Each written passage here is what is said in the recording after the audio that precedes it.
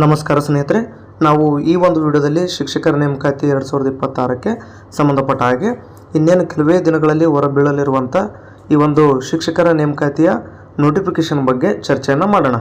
ಅದರ ಜೊತೆಗೆ ಕೆಲವರು ಏನಾಗಿರುತ್ತೆ ಅಂದರೆ TTಯನ್ನೇ ಪಾಸಾಗಿಲ್ಲ, ಅಂದರೆ ಒಂದು ಬಾರಿ ಎರಡು ಬಾರಿ ಬರೆದಿರ್ತಾರೆ, TT ಪಾಸಾಗಿರಲ್ಲ. ಇನ್ನು ಕೆಲವರು 3-4 ಬಾರಿ ಬರೆದ್ರೂ ಕೂಡ TTಯನ್ನು ಪಾಸಾಗೋಕ್ಕೆ ಸಾಧ್ಯ ಆಗಿರೋದಿಲ್ಲ. ಇನ್ನು ಕೆಲವರು ಜಸ್ಟ್ B.Edನ್ನು ಮುಗಿಸ್ಕೊಂಡು TTಗೆ ಮತ್ತು CETಗೆ ರೆಡಿ ಆಗ್ತಿರ್ತಾರೆ, ಬಟ್ ಅವರು TTಯನ್ನು ಪಾಸಾಗಿಲ್ಲ, ಅಂದರೆ B.Ed ಮುಗಿಸ್ಕೊಂಡಿದ್ದಾರೆ ಬಟ್ TT ಇನ್ನೂ ಬರೆದಿಲ್ಲ, ಒಂದು ಸಾರಿನೂ ಕೂಡ ಅಟೆಂಪ್ಟ್ ಕೊಟ್ಟಿಲ್ಲ. ನಮಗೆ ಒಂದು ಅವಕಾಶ ಸಿಗ್ಬೋದಾ ಅನ್ನೋಂಥದ್ದನ್ನು ಕೂಡ ಅವ್ರು ಕೇಳ್ತಾ ಇದ್ದಾರೆ. ಸೊ ಇದೆಲ್ಲದರ ಬಗ್ಗೆ ನಾವು ಚರ್ಚೆಯನ್ನು ಮಾಡೋಣ. ಅದಕ್ಕೂ ಮುಂಚೆ ಸ್ನೇಹಿತರೆ, ನೀವೇನಾದರೂ ನಮ್ಮ ಯೂಟ್ಯೂಬ್ ಚಾನಲ್ಗೆ ಸಬ್ಸ್ಕ್ರೈಬ್ ಮಾಡ್ಕೊಂಡಿಲ್ಲ ಅಂದರೆ ದಯವಿಟ್ಟು ಸಬ್ಸ್ಕ್ರೈಬ್ ಮಾಡ್ಕೊಳ್ಳಿ.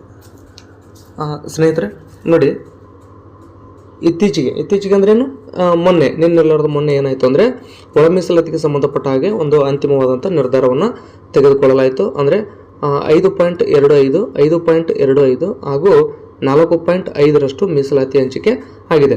ಈಗ ಮೀಸಲಾತಿ ಹಂಚಿಕೆ ಆಯಿತು ಅಂದ ತಕ್ಷಣ ನೋಟಿಫಿಕೇಶನ್ ಹೊರಡ್ಸೋಕ್ಕೆ ಬರಲ್ಲ. ಏನು ಅಂದರೆ ಈ ಚರ್ಚೆ ಆಗಿದೆ, ವಿಶೇಷ ಸಂಪುಟ ಸಭೆಯಲ್ಲಿ ಇದು ಚರ್ಚೆ ಆಗಿದೆ. ಇದನ್ನು ಏನು ಮಾಡ್ತಾರೆ ಅಂತಂತಂದರೆ ಒಂದು ಅಧಿಸೂಚನೆಯನ್ನು ಹೊರಡಿಸಬೇಕಾಗುತ್ತೆ. ಅಂದರೆ ಸರ್ಕಾರದ ಕಡೆಯಿಂದ ಅಧಿಕೃತವಾದಂಥ ಒಂದು ಅಧಿಸೂಚನೆಯನ್ನು ಹೊರಡಿಸ್ತಾರೆ.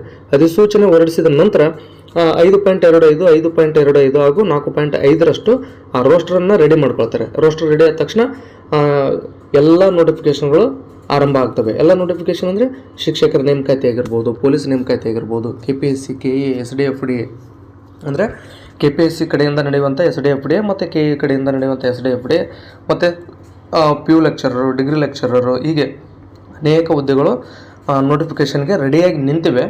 ಜಸ್ಟ್ ಈ ಒಂದು ಒಳ ಮೀಸಲಾತಿ ವಿಚಾರಕ್ಕೋಸ್ಕರ ವೇಟ್ ಮಾಡ್ತಾಯಿದ್ರು. ಅದು ಕೂಡ ಈಗ ಕ್ಲಿಯರ್ ಆಯಿತು. ಇನ್ನೇನು ಕೆಲವೇ ದಿನಗಳಲ್ಲಿ ಇಷ್ಟು ಕೂಡ ನೇಮಕಾತಿಗಳು ಆರಂಭ ಆಗ್ತವೆ. ಆ ಕಾರಣಕ್ಕೋಸ್ಕರ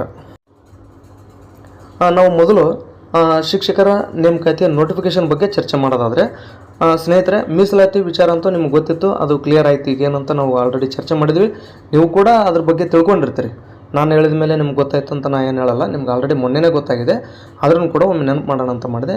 ಬಟ್ ಇದೀಗ ಅಧಿಸೂಚನೆ ಯಾವಾಗ ಅನ್ನೋದನ್ನು ನೋಡೋದಾದರೆ ನೋಡಿ, 5267 ಹುದ್ದೆಗಳಿಗೆ ಈಗ ಹಣಕಾಸು ಇಲಾಖೆ ಪರ್ಮಿಷನ್ ಸಿಕ್ಕಿದೆ. ಇದು HK ಭಾಗಕ್ಕೆ. ಇನ್ನು ಉಳಿದಂತೆ ನಾನ್ HK ಭಾಗಕ್ಕೆ ನೋಟಿಫಿಕೇಷನ್ ಮಾಡಬೇಕಾದ್ರೆ ಅಂದರೆ ಹಣಕಾಸು ಇಲಾಖೆ ಅಧಿಕೃತವಾದಂಥ, ಅಂದರೆ ಹಣಕಾಸು ಇಲಾಖೆಯಿಂದ ಪರ್ಮಿಷನ್ ಸಿಕ್ಕಿರೋದು ಅಧಿಕೃತವಾದಂಥ ಮಾಹಿತಿ ಲಭ್ಯ ಇಲ್ಲ. ಅಂದರೆ ಸಿಕ್ಕಿದೆಯೋ ಇಲ್ವೋ ಗೊತ್ತಿಲ್ಲ. ಅಂದರೆ ಶಿಕ್ಷಣ ಇಲಾಖೆಯಿಂದ ನಾವು ಇಷ್ಟೊಂದು ನೇಮಕಾತಿಯನ್ನು ಮಾಡ್ಕೊಳ್ತೀವಿ ಅಂತೇಳಿ ಅಂದರೆ ಶಿಕ್ಷಣ ಸಚಿವರಿಗೆ ಆಲ್ರೆಡಿ ಹೇಳಿದ್ದಾರೆ, ನಾವು 10,000 15,000 18,000 ಅಂತ ಈ ರೀತಿಯಾಗಿ ಸಂಖ್ಯೆಯನ್ನು ಹೇಳ್ತಾ ಇದ್ದಾರೆ. ಆದರೆ ಎಷ್ಟು ಹುದ್ದೆಗಳಂತ ಇನ್ನೂ ನಿಖರವಾಗಿ ಹಣಕಾಸು ಇಲಾಖೆಯಿಂದ ಪರ್ಮಿಷನ್ ಸಿಕ್ಕಿಲ್ಲ ಅಂತ ನಾನು ಅಂದ್ಕೊಳ್ತೀನಿ. ಒಂದು ವೇಳೆ ಸಿಕ್ಕಿತ್ತು ಅಂದರೆ ಇಷ್ಟೊತ್ತಿಗಾಗಲೇ ಅದೆಲ್ಲ ಮಾಹಿತಿ ಲಭ್ಯ ಆಗಿರ್ತಿತ್ತು. ಬಟ್ ಇನ್ನೂವರೆಗೂ ಅದ್ರ ಬಗ್ಗೆ ಮಾಹಿತಿ ಇಲ್ಲದೇ ಇರೋದ್ರಿಂದ ಏನಾದರೂ ಪ್ರಸ್ತಾವನೆ ಹೋಗಿರ್ಬೋದು. ಅಂದರೆ ಇಲಾಖೆ ಕಡೆಯಿಂದ ಹಣಕಾಸು ಇಲಾಖೆಗೆ ನಾವು ಇಷ್ಟು ಶಿಕ್ಷಕರ ನೇಮಕಾತಿ ಮಾಡ್ಕೊಳ್ತೀವಿ, ನೀವು ಪರ್ಮಿಷನ್ ಕೊಡ್ರಿ ಅಂತೇಳಿ ಪ್ರಸ್ತಾವನೆ ಹೋಗಿರ್ಬೋದು. ಅಲ್ಲಿ ಏನಾಗುತ್ತೆ ಅಂದರೆ ಈಗ 5267 HK ಭಾಗಕ್ಕಾದರೆ ನಾನ್ HK ಭಾಗಕ್ಕೆ ಎಷ್ಟು ಅಂದರೆ, ಇತ್ತೀಚೆಗೆ ಏನು ಒಂದು ವಿಧಾನಸಭೆ ಅಧಿವೇಶನ ನಡೆದಿತ್ತು, ಅದರಲ್ಲಿ ಶಿಕ್ಷಣ ಸಚಿವರು ಹೇಳಿದರು 5,000 ಹುದ್ದೆಗಳಿಗೆ ನಾವು ಹಣಕಾಸು ಇಲಾಖೆ ಪರ್ಮಿಷನನ್ನು ತೊಗೊಳ್ತೀವಿ ಅಂತ. ಅಂದರೆ ಇಲ್ಲಿ ನಾನ್ HK ಭಾಗಕ್ಕೆ 5,000, HK ಭಾಗಕ್ಕೆ 5267 ಅಂದರೆ ಒಟ್ಟಾರೆಯಾಗಿ 10,267 ಹುದ್ದೆಗಳು ಆಗುತ್ತೆ. ಅಂದರೆ 10,267 ಹುದ್ದೆಗಳಿಗೆ ಶಿಕ್ಷಕರ ನೇಮಕಾತಿ ಖಂಡಿತವಾಗಲೂ ನಡೆಯುತ್ತೆ. ಅಂದರೆ ಮತ್ತು 15,000 18,000 ಹೇಳಿದ್ರಲ್ಲ, ಅಂದರೆ ಇದು ಕೂಡ ಹೌದು. ಯಾಕಂದರೆ ಶಿಕ್ಷಣ ಸಚಿವರು ಹೇಳಿರೋದನ್ನು ಇಲ್ಲಿ ನಾನು ಪ್ರಸ್ತಾಪ ಮಾಡ್ತಾ ಇದ್ದೇನೆ ವಿನಃ ಮತ್ತು ಬೇರೆ ಏನೂ ಅಲ್ಲ. ಇಲ್ಲಿ 10,267 ಮಿನಿಮಮ್, ಕನಿಷ್ಠ ಅಂದರೂ ಇಷ್ಟು ಹುದ್ದೆಗಳಿಗೆ ನೋಟಿಫಿಕೇಷನ್ ಆಗುತ್ತೆ. ಇದಕ್ಕಿಂತ ಕಡಿಮೆ ಆಗೋಕ್ಕೆ ಸಾಧ್ಯನೇ ಇಲ್ಲ. ಮಿನಿಮಮ್ ಇಷ್ಟು ಹುದ್ದೆಗಳಿಗೆ ನೋಟಿಫಿಕೇಷನ್ ಆಗುತ್ತೆ. ಅಂದರೆ ಮ್ಯಾಕ್ಸಿಮಮ್ 15,000 ಆಗ್ಬೋದು, 18,000 ಆಗ್ಬೋದು. ಯಾಕಂದರೆ ಹಣಕಾಸು ಇಲಾಖೆ ಪರ್ಮಿಷನ್ ತೊಗೋಬೇಕಾದ್ರೆ ಅವ್ರು 5,000 ತೊಗೊಂತಾರೋ 10,000 ತೊಗೊಂತಾರೋ ಗೊತ್ತಿಲ್ಲ. ಅಂದರೆ ಆಲ್ರೆಡಿ ಈಗ 5,267 HK ಬಿಟ್ಬಿಡ್ರಿ, ಅದನ್ನು ಬಿಟ್ಟು ಕೂಡ 5,000 ಅಥವಾ ನೋಡಿರಿ HK ಭಾಗ, ನಾನ್ HK ಭಾಗಕ್ಕೆ ಏನಾದರೂ ಒಂದು 7,000 ರಿಂದ 8,000 ಹುದ್ದೆಗಳಿಗೆ ಹಣಕಾಸು ಇಲಾಖೆ ಪರ್ಮಿಷನ್ ಕೊಡ್ತೀವಿ ಅಂತ ಅಂದ್ಕೊಡ್ರಿ. 7,000 ಸಿಕ್ಕರೆ HK ಭಾಗಕ್ಕೆ 5,000 ಪ್ಲಸ್ ಇದೊಂದು 7,000 ಅಂದರೆ ಎಷ್ಟಾಯಿತು, 12,767. ಅದೇ 8,000 ಹುದ್ದೆಗಳಿಗೆ ಸಿಕ್ಕರೆ 13,267 ಆಗುತ್ತೆ. ಒಂದು 10,000 ಸಿಕ್ತು ಅಂತಂದರೆ 15,000 ಆಗುತ್ತೆ. ಸೊ ಈ ರೀತಿಯಾಗಿ ಹಣಕಾಸು ಇಲಾಖೆ ಎಷ್ಟು ಹುದ್ದೆಗಳಿಗೆ ಪರ್ಮಿಷನನ್ನು ಕೊಡುತ್ತೋ ನೋಟಿಫಿಕೇಷನ್ ಮಾಡಿರಿ ಅಂತೇಳಿ ಅದರ ಮೇಲೆ ಈಗ ನಿಖರವಾದಂಥ ಸಂಖ್ಯೆ ಗೊತ್ತಾಗುತ್ತೆ. ಇಷ್ಟೇ ಹುದ್ದೆಗಳಿಗೆ ಅಂತ ಈಗ ಹೇಳೋದಕ್ಕೆ ತುಂಬ ಕಷ್ಟ ಆಗುತ್ತೆ. ಸೊ ಕೆಲವೇ ದಿನಗಳಲ್ಲಿ ಅದು ಕೂಡ ನಮಗೆ ಮಾಹಿತಿ ಲಭ್ಯ ಆಗುತ್ತೆ. ಅಂದರೆ ನಿಮಗೆ ಕೂಡ ಗೊತ್ತಾಗುತ್ತೆ ಆಗ ಏನು ಅನ್ನೋದು ಖಾತ್ರಿ ಆಗುತ್ತೆ. ಆದರೆ ನಾನು ನಿಮಗೊಂದು ಗ್ಯಾರಂಟಿಯನ್ನು ಕೊಡ್ತೀನಿ, ಏನು ಅಂತಂದರೆ 10,267 ಅಂತೂ ಕನ್ಫರ್ಮ್. ಇದಕ್ಕಿಂತ ಕಡಿಮೆ ಹುದ್ದೆಗಳಿಗೆ ನೋಟಿಫಿಕೇಷನ್ ಆಗಲ್ಲ, ತಲೆ ಕೆಡಿಸ್ಕೊಳಕ್ಕೆ ಹೋಗ್ಬೇಡ್ರಿ.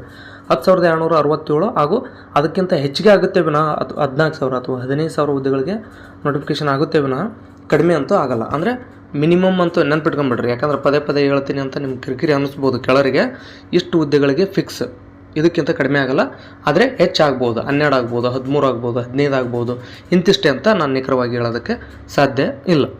ಮತ್ತು ಇನ್ನು ಟಿ ಇ ಟಿ ಪಾಸ್ ಆಗಿಲ್ಲ ಅನ್ನೋರಿಗೆ ಒಂದಷ್ಟು ಸಲಹೆಗಳು ಏನು ಅಂತಂತಂದರೆ, ನೋಡಿ ಟಿ ಇ ಟಿ ಇಲ್ಲಿ ರೋಸ್ಟರ್ ಈಗ ನೋಡಿ ಒಳ ಮೀಸಲಾತಿಗೆ ಸಂಬಂಧಪಟ್ಟ ಹಾಗೆ ಒಂದು ಅಧಿಕೃತವಾದಂಥ ಏನು ಅಧಿಸೂಚನೆಯನ್ನು ಹೊರಡಿಸ್ಬೇಕು, ಮೀಸಲಾತಿ ಅಧಿಸೂಚನೆ.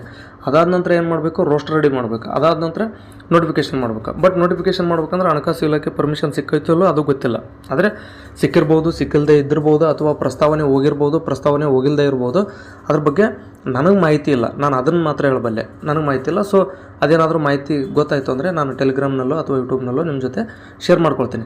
ಒಂದು ವೇಳೆ ಈ ರೀತಿ ಏನಾದರೂ ಲೇಟ್ ಆಯಿತು ಅಂದರೆ ಮೇ ಅಥವಾ ಜೂನ್ ಅಂದರೆ ಈ ಏಪ್ರಿಲ್ ಅಂತೂ ಈಗ ಮುಗಿಯೋಕ್ಕೆ ಬಂತು. ನೋಟಿಫಿಕೇಷನ್ ಟಿ ಇ ಟಿದ ಕರ್ನಾಟಕದ ಆದರೂ ಆಗ್ಬೋದು, ಹೇಳೋಕ್ಕಾಗಲ್ಲ. ಒಂದು ವೇಳೆ ಕರ್ನಾಟಕದ ಆಗಲಿಲ್ಲ ಅಂತ ತಿಳ್ಕೊಡ್ರಿ. ಬಟ್ ಮೇ 10-15 ಒಳಗಾಗಿ ಸಿ ಟೆಟ್ ನೋಟಿಫಿಕೇಷನ್ ಅಂತೂ ಖಂಡಿತವಾಗ್ಲೂ ಆಗುತ್ತೆ. ನೀವು ಕೇವಲ ಟಿ ಇ ಟಿ ಪಾಸ್ ಆದರೆ ಮಾತ್ರ ಅಂತಲ್ಲ, C T E T pass ಆದ್ರೂ ಕೂಡ ನೀವು ಶಿಕ್ಷಕರ ನೇಮಕಾತಿಯಲ್ಲಿ ಭಾಗವಹಿಸ್ಬೋದು. ಅದಕ್ಕೋಸ್ಕರ ನಾನು ಹೇಳೋಂಥದ್ದು ಏನು ಅಂತಂದರೆ, ಯಾರೆಲ್ಲ ಟಿ ಇ ಟಿಯನ್ನು ಪಾಸ್ ಆಗಿಲ್ವೋ ಅಥವಾ ಟಿ ಇ ಟಿ ಬರೆಯೋದಕ್ಕೆ ಕೆಲವರಿಗೆ ಅವಕಾಶನೇ ಸಿಕ್ಕಿಲ್ವೋ ಅವರೆಲ್ಲರೂ ಕೂಡ ಈಗ ನೀವು ರೆಡಿ ಆಗಿರಿ. ಟಿ ಇ ಟಿಗೂ ರೆಡಿ ಆಗಿರಿ, ಸಿ ಟಿ ಇ ಟಿಗೂ ರೆಡಿ ಆಗಿರಿ. ಅಂದರೆ ರೆಡಿ ಆಗೋದನ್ನಕ್ಕೇನು ಚೆನ್ನಾಗಿ ಓದಬೇಕಷ್ಟೇ. C T E T English ಮಾಧ್ಯಮದಲ್ಲಿದ್ದರೆ ಇದು ಕನ್ನಡ ಮಾಧ್ಯಮದಲ್ಲಿರುತ್ತೆ. ಅಂದರೆ ಸಿ ಟಿ ಇ ಟಿಯಲ್ಲಿ ಕೇವಲ 30 ಪ್ರಶ್ನೆಗಳು ಮಾತ್ರ ಕನ್ನಡದಲ್ಲಿ ಇರ್ತವೆ. ಅಂದರೆ ಕನ್ನಡಕ್ಕೆ ಸಂಬಂಧಪಟ್ಟಂಥ ಪ್ರಶ್ನೆಗಳು 30 ಪ್ರಶ್ನೆಗಳು ಮಾತ್ರ ಕನ್ನಡದಲ್ಲಿದ್ದರೆ, ಉಳಿದಂಥ ಎಲ್ಲವೂ ಕೂಡ 120 ಪ್ರಶ್ನೆಗಳು ಇಂಗ್ಲೀಷ್ನಲ್ಲಿ ಇರ್ತವೆ. ಎಲ್ಲಿ ಸಿ ಟಿ ಇ ಟಿ ಒಳಗಡೆ. ಅದೇ ಟಿ ಇ ಟಿ ಆದರೆ ಎಲ್ಲವೂ ಕೂಡ ಕನ್ನಡದಲ್ಲಿ ಇರುತ್ತೆ, 30 ಮಾತ್ರ ಇಂಗ್ಲೀಷ್ನಲ್ಲಿ ಇರುತ್ತೆ. ಯಾಕೆಂದರೆ ಅದು ಇಂಗ್ಲೀಷ್ ಲ್ಯಾಂಗ್ವೇಜ್, ಅದಕ್ಕೆ ಇಂಗ್ಲೀಷ್ನಲ್ಲಿ ಇರುತ್ತೆ. ಅದನ್ನು ಬಿಟ್ಟು ಉಳಿದಿದ್ದೆಲ್ಲ ಕನ್ನಡ ಇರುತ್ತೆ. ಸೊ ಹಂಗಾಗಿ ನಮ್ಮ ಕನ್ನಡ ಮಾಧ್ಯಮ ಅಭ್ಯರ್ಥಿಗಳಿಗೆ ಈ Karnataka T E T easy ಆಗ್ತಿತ್ತು. But central T E T ಏನಾಗಿದೆ ಅಂತಂದರೆ ಅಲ್ಲಿ ಇಂಗ್ಲೀಷ್ ಮೀಡಿಯಮ್ ಇರೋದರಿಂದ ಪ್ರಶ್ನೆಗಳು ಅರ್ಥ ಆಗಲ್ಲ ಅನ್ನುವಂಥದ್ದು ಒಂದಷ್ಟು ಜನರ ಸಮಸ್ಯೆ. ಆದರೆ ಏನೇ ಇರಲಿ, ಇಲ್ಲಿ ಸಮಸ್ಯೆಯನ್ನು ಹೇಳ್ಕೊಂತ ಕೊಡೋದಕ್ಕಿಂತ ಒಂದು ಬೃಹತ್ ನೋಟಿಫಿಕೇಷನ್ ಈಗ ಸದ್ಯದಲ್ಲಿ ಆಗುತ್ತೆ ಅನ್ನೋದಾದರೆ ಅಲ್ಲಿ ಕಷ್ಟ ಆಗುತ್ತೆ, ನನ್ನಿಂದ ಸಿ ಟಿ ಇ ಟಿ ಬರೆಯೋಕ್ಕಾಗಲ್ಲ ಅಂತ ಬಿಟ್ಟರೆ ಅಂತಂದರೆ ಏನು ಮಾಡೋಕ್ಕಾಗಲ್ಲ. ಯಾಕಂದರೆ ನೀವು ಈ ಒಂದು ಶಿಕ್ಷಕರ ನೇಮಕಾತಿಯಿಂದ ಹೊರಗುಳಿಬೇಕಾಗುತ್ತೆ. ಅದಕ್ಕೋಸ್ಕರ ನಾನು ಹೇಳೋದೇನು ಅಂತಂದರೆ, ಸಿ ಟಿ ಇ ಟಿ ಆಗಿರ್ಬೋದು, ಟಿ ಇ ಟಿ ಆಗಿರ್ಬೋದು, ಸಿಲೆಬಸ್ ಎರಡರದ್ದು ಸೇಮ್ ಇದೆ. ಎಕ್ಸಾಮ್ ನಡೆಯುವಂಥ ಮೀಡಿಯಮ್ ಏನಿದೆಯಲ್ಲ, question paper C T E ಟಿದು ಇಂಗ್ಲೀಷ್ನಲ್ಲಿದ್ದರೆ ಟಿ ಇ ಟಿದು ಕನ್ನಡದಲ್ಲಿರುತ್ತೆ ಅಷ್ಟೇ. ಅದನ್ನು ಬಿಟ್ಟರೆ ಮತ್ತೆ ಬೇರೆ ಏನೂ ವ್ಯತ್ಯಾಸ ಇರೋದಿಲ್ಲ. ಸೊ ನನ್ನ ಉದ್ದೇಶ ಏನು ಅಂತಂದರೆ, 2022ರಲ್ಲಿ ಶಿಕ್ಷಕರ ನೇಮಕಾತಿಗೆ ಅಧಿಸೂಚನೆಯನ್ನು ಹೊರಡಿಸಲಾಗಿತ್ತು. ಅದಾಗಿ 2026 ಬಂದಿದೆ. ಇದೀಗ ಶಿಕ್ಷಕರ ನೇಮಕಾತಿಯ ನೋಟಿಫಿಕೇಷನ್ ಆಗ್ಬೋದು ಅನ್ನೋಂಥ ಒಂದು ನಿರೀಕ್ಷೆಯನ್ನು ಎಲ್ಲರೂ ಕೂಡ ಇಟ್ಕೊಂಡಿದ್ದೀವಿ. ಸೊ ಇಲ್ಲಿ 3-4 ವರ್ಷಗಳ ಗ್ಯಾಪ್ ಆಯಿತು. ಈ ಬಾರಿ ನೀವೇನಾದರೂ ಟಿ ಇ ಟಿ ಪಾಸ್ ಆಗಿಲ್ಲ, ನನ್ನಿಂದ ಸಿ ಟಿ ಇ ಟಿ ಬರೆಯೋಕ್ಕಾಗಲ್ಲ ಅಂತಂದು ಏನಾದರೂ ಹೊರಗುಳ್ಕೊಂಡ್ರಿ ಅಂತಂದರೆ ಹೆಚ್ಚು ಕಡಿಮೆ 2029 ಆಗುತ್ತೋ 30 ಆಗುತ್ತೋ ನೆಕ್ಸ್ಟ್ ನೋಟಿಫಿಕೇಷನ್ಗೆ. ಸೊ ಅದಕ್ಕೋಸ್ಕರ ಹೇಳೋದಿಷ್ಟೇ, ನೀವು ಟಿ ಇ ಟಿನಾದರೂ ಕರೀಲಿ ಅಥವಾ ಸಿ ಟಿ ಇ ಟಿನಾದರೂ ಕರೀಲಿ, ನೀವು ಫಸ್ಟ್ ನೀವು ಒಂದು ಈ ಎಲಿಜಿಬಲ್ ಟೆಸ್ಟನ್ನು ಕ್ಲಿಯರ್ ಮಾಡ್ಕೊಳ್ರಿ. ಇಲ್ಲಿ ನೀವು ಸಿ ಟಿ ಇ ಟಿಗೆ ಓದಿದ್ರಿ ಅಂತಂದರೆ ಅದರ ಅರ್ಥ ಟಿ ಇ ಟಿಗೂ ರೆಡಿ ಇದ್ದೀರಿ ಅಂತಲೇ ಅರ್ಥ. ಸೊ ಅದಕ್ಕೋಸ್ಕರ ನಾನು ಹೇಳೋದೇನಂತಂದರೆ, ಮೇ 10 ಅಥವಾ 15 ಒಳಗಾಗಿ ಈ ಒಂದು C T E T notification 100ಕ್ಕೆ 100 ಆಗುತ್ತೆ. ನೀವು ಅದಕ್ಕೆ ರೆಡಿ ಆಗಿರಿ. ನೀವು ರೆಡಿಯಾಗಿ ಅಲ್ಲಿ ಸಿ ಟಿ ಇ ಟಿಯನ್ನು ಕ್ಲಿಯರ್ ಮಾಡ್ಕೊಂಡ್ರೆ ಅಂದರೆ ಈ ಒಂದು ಕರ್ನಾಟಕದಲ್ಲಿ ನಡೆಯುವಂಥ ಶಿಕ್ಷಕರ ನೇಮಕಾತಿಗೆ ನೀವು ಕೂಡ ಎಲಿಜಿಬಲ್ ಇರ್ತೀರಿ. ನಿಮ್ಮ ಸ್ಕೋರನ್ನು 90+ ಮಾಡ್ಕೊಳ್ಳೋದಕ್ಕೆ ಪ್ರಯತ್ನ ಪಡಿ. ಯಾಕೆಂದರೆ ಒಂದು ಒಳ್ಳೆಯ ಸ್ಕೋರ್ ಇತ್ತು ಅಂತಂದರೆ ಬ್ಯಾಕಪ್ ಕೂಡ ಹೆಚ್ಚಾಗುತ್ತೆ. ಅದೇ ಇಲ್ಲಿ ಏನಾಗುತ್ತೆ, Karnataka T E T pass ಆದಂಥವ್ರು ಕನ್ನಡ ಮಾಧ್ಯಮದಲ್ಲಿ ಇದ್ದಿದ್ದರಿಂದ ಅವರು ಹೆಚ್ಚಿಗೆ ಸ್ಕೋರ್ ಮಾಡ್ಕೊಂಡಿರ್ತಾರೆ. ನೀವು ಕೂಡ ಸಿ ಟಿ ಇ ಟಿಯನ್ನು ಒಂದು 95, 100ವರೆಗೂ ಟಾರ್ಗೆಟ್ ಇಟ್ಕೊಂಡೇ ಓದಬೇಕಾಗುತ್ತೆ. ಅಷ್ಟು ನೀವು ಸ್ಕೋರ್ ಮಾಡಿದ್ರಿ ಅಂತಂದರೆ ನಿಮಗೆ ಅನುಕೂಲ ಆಗ್ತಕ್ಕಂಥದ್ದು. ಸೊ ಏನೇ ಹೇಳಿದ್ರೂ ಕೂಡ ಪದೇ ಪದೇ ವಿಷಯವನ್ನು ಪುನಃ ಅದನ್ನೇ ಪ್ರಸ್ತಾಪ ಮಾಡಬೇಕಾಗುತ್ತೆ ವಿನ ಇಲ್ಲಿ ಹೊಸ ವಿಷಯ ಇಲ್ಲದೇ ಇರೋದರಿಂದ ಯಾರೆಲ್ಲ ಟಿ ಇ ಟಿ ಪಾಸ್ ಆಗಿಲ್ವೋ C T E T T E T ಎರಡಕ್ಕೂ ರೆಡಿಯಾಗಿ, ಹೇಳೋಕ್ಕಾಗಲ್ಲ ಸಿಚುವೇಶನ್ ಹಿಂಗೆ ಆಗ್ಬೋದು ಅಂತ.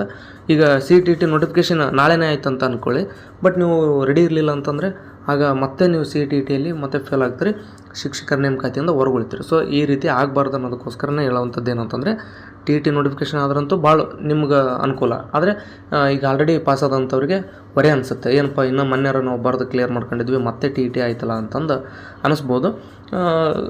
ಅದಕ್ಕೆ ಹೇಳೋದೇನಂತಂದರೆ ಈಗ ಅದು ಮತ್ತು ಸಿ ಎಸ್ ಸಿ ಕಡೆಯಿಂದ ಅಂದ್ರೆ ಸರ್ಕಾರದ ಕಡೆಯಿಂದ ಇನ್ನೂ ಮೊನ್ನೆ ನವಂಬರ್ ಡಿಸೆಂಬರ್ನಾದ್ರೂ ನಾವು ಟಿ ಇ ಟಿ ನಡೆಸಿದ್ವಿ, ಮತ್ತು ಟಿ ಇ ಟಿ ನಡೆಸೋದು ಬೇಡ, ಸಿ ಇ ಟಿನೇ ಮಾಡೋಣ ಅಂತ ಡೈರೆಕ್ಟಾಗಿ ಸಿ ಇ ಟಿ ಮಾಡಿದ್ರು ಅಂತಂದರೆ ನಿಮಗೂ ಅಂದರೆ ಟಿ ಇ ಟಿ ಪಾಸ್ ಆಗದೇ ಇರೋಂಥವ್ರಿಗೆ ತೊಂದರೆ ಆಗುತ್ತೆ. ಅದಕ್ಕೋಸ್ಕರ ಹೇಳೋದೇನು, ಸಿ ಇ ಟಿಗೆ ರೆಡಿ ಆಗಿರಿ. ಅದಂತೂ ಮೇನಲ್ಲಿ ಖಂಡಿತವಾಗ್ಲೂ ನೋಟಿಫಿಕೇಷನ್ ಆಗೇ ಆಗುತ್ತೆ. ನೋಟಿಫಿಕೇಷನ್ ಆದ ತಕ್ಷಣ ನೀವು ಎಕ್ಸಾಮನ್ನು ಬರೆದು ಕ್ಲಿಯರ್ ಮಾಡ್ಕೊಂಡ್ರೆ ಅಂದರೆ ಶಿಕ್ಷಕರ ನೇಮಕಾತಿ ಏನಾದರೂ 1 ಅಥವಾ 2 ತಿಂಗಳು ಹೆಚ್ಚು ಕಡಿಮೆ ನೋಟಿಫಿಕೇಷನ್ ಆಗೋದಕ್ಕೆ ಲೇಟ್ ಆಯಿತು ಅಂತಂದರೆ ನಿಮ್ಗೆ ಅವಕಾಶ ಸಿಗುತ್ತೆ. ಒಂದು ವೇಳೆ ನೋಟಿಫಿಕೇಷನ್ ಆದ ನಿಮ್ಮದು ಎಕ್ಸಾಮ್ ಮುಗಿದಿರುತ್ತೆ CTET, ಈ ಕಡೆ ಶಿಕ್ಷಕರ ನೇಮಕಾತಿ ನೋಟಿಫಿಕೇಷನ್ ಆಯಿತು ಅಂದರೆ ನಿಮ್ಮ ರಿಸಲ್ಟ್ ಒಂದು ತಿಂಗಳಲ್ಲಿ ರಿಸಲ್ಟ್ ಅಂತೂ ಬಂದೇ ಬರುತ್ತೆ. ಯಾಕಂದರೆ ಅಲ್ಲಿ ಅಷ್ಟರೊಳಗಡೆ ಏನಾಗುತ್ತೆ ಅಂದರೆ ಶಿಕ್ಷಕರ ನೇಮಕಾತಿ ಅಪ್ಲಿಕೇಶನ್ ಹಾಕೋದಕ್ಕೆ ಏನು ಅವಕಾಶ ಕೊಟ್ಟಿರ್ತಾರಲ್ಲ, ಹೆಚ್ಚು ಕಡಿಮೆ 1 ತಿಂಗಳ ಕಾಲಾವಕಾಶವನ್ನು ಕೊಟ್ಟಿರ್ತಾರೆ. ಅಷ್ಟರಲ್ಲಿ ನಿಮ್ಮ ಒಂದು ರಿಸಲ್ಟ್ ಕೂಡ ಕ್ಲಿಯರ್ ಆಗಿರುತ್ತೆ, ಅಪ್ಲಿಕೇಶನ್ ಹಾಕೋದಕ್ಕೆ ನಿಮಗೂ ಕೂಡ ಅವಕಾಶ ಸಿಗುತ್ತೆ. ಸೊ ಇದಿಷ್ಟು ಮಾಹಿತಿಯಾಗಿತ್ತು. ಮತ್ತು ರಿಪೀಟ್ ಮಾಡುವಂಥ ವಿಚಾರ ಏನಿಲ್ಲ, ನಿಮಗೆ ಸ್ಪಷ್ಟ ಆಗಲಿ ಅನ್ನೋದಕ್ಕೆ ನಾನು ಪುನಃ ಹೇಳಿರ್ತೀನಿ ಮತ್ತೇನು ಇದರಲ್ಲಿಲ್ಲ. ಇಷ್ಟಾಗಿಯೂ ಕೂಡ ನಿಮಗೇನಾದರೂ ಅರ್ಥ ಆಗಿಲ್ಲ ಅಂದರೆ ನೀವು ಕಮೆಂಟ್ ಬಾಕ್ಸಲ್ಲಿ ಪ್ರಶ್ನೆಯನ್ನು ಕೇಳಿ ನಿಮಗೆ ಉತ್ತರಿಸುವಂಥ ಪ್ರಯತ್ನವನ್ನು ಮಾಡ್ತೀನಿ ಅಂತ ಹೇಳ್ತಾ ವಿಡಿಯೋ ನೋಡೋದಕ್ಕಾಗಿ ತಮ್ಮೆಲ್ಲರಿಗೂ ಧನ್ಯವಾದ.